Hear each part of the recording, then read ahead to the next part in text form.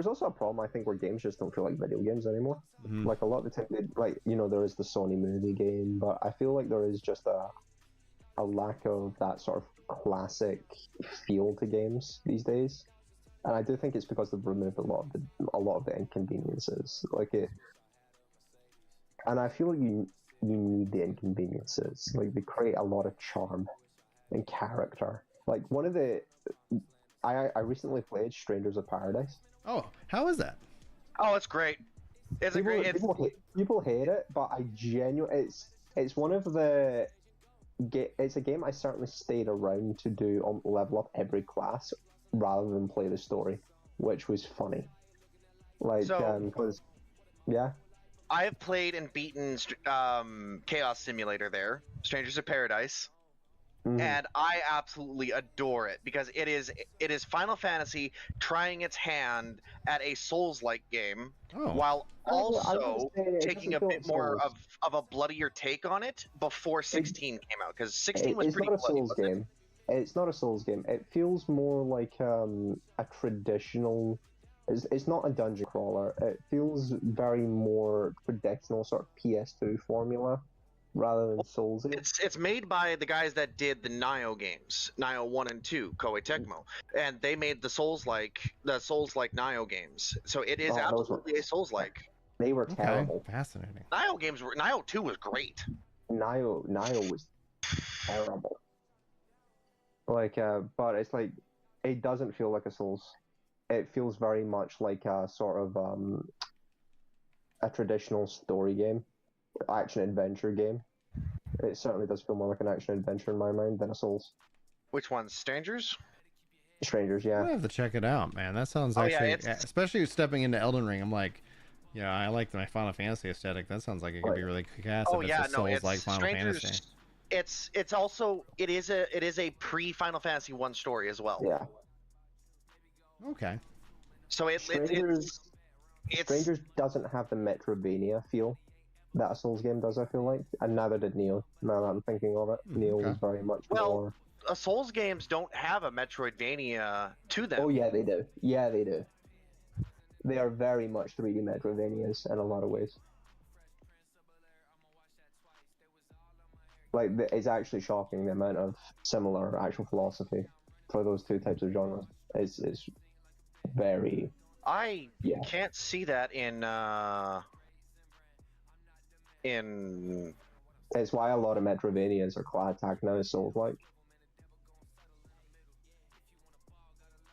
I mean, do you consider No Rest for the Wicked a Metroidvania? Because I don't. No. I've never played it. Oh, dude, you should totally play No Rest for the Wicked, dude. It is excellent. It's excellent. No, but Souls FromSoft games are very much Metroidvania inspired. You can feel it in their DNA. I don't see it at all.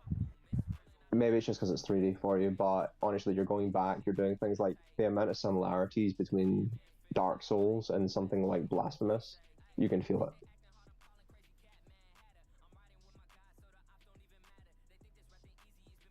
Maybe I'm just going insane there, but yeah, no, I feel it. To me, that kind of broke me, because there's no way in hell that a Souls-like is a Metroidvania. Yeah, there are Metroidvanias that have Souls-like elements, like take Salt and Sanctuary, for example. Salt and Sanctuary is a Metroidvania Souls-like, but taking something like Hollow Knight, which is pure Metroidvania. No, when Souls games are going back, you're getting it tools further ahead, you're going back to unlock tools at the early stage. You know, there's a lot of similar dynamics and similar encounter dynamics. Sure, one's 2.5D and one's 3D, but the thing is that the actual philosophy they're derived from, in my mind, is very similar. But then also trying to say that Elden Ring is a Metroidvania is also wrong. I'm not saying it's Metroidvania. I'm saying the philosophy that they're actually deriving from is very similar.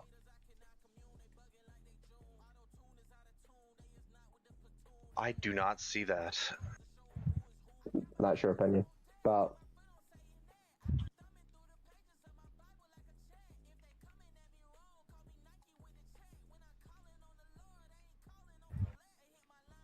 But even then, right? It's like, I think a lot of it's also the fact that the PS2 era, I think, defined gaming. And games have kind of stemmed away from a lot of what the PS2 era was.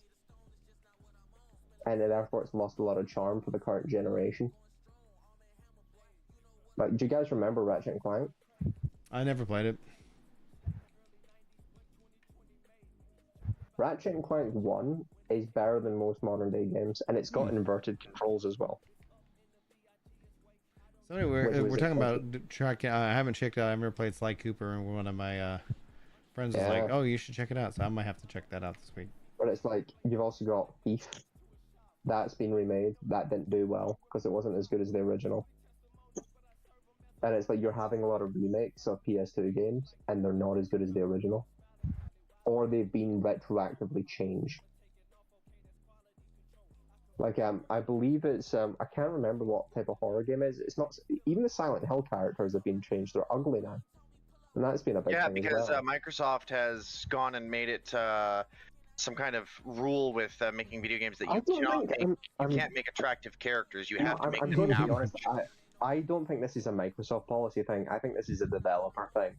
Whereas I think it was a black developer recently, and he was talking about how he tried to get good-looking black characters, and then he would send it off to the concept department, and then they would come back, and then it'd be like Chinese whispers. It would just change and change and change, and then it'd be like a male version of him by the end of it, and it's like, that's not what I wanted.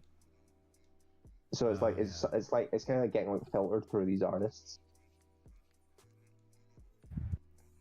Good old design by committee. Like, all right. I think it's just like everybody's adding their own little piece to it, and everybody wants their name on something, and it's just there's no cohesive vision, or that one person who is the game director isn't telling these people that their work is dog shit.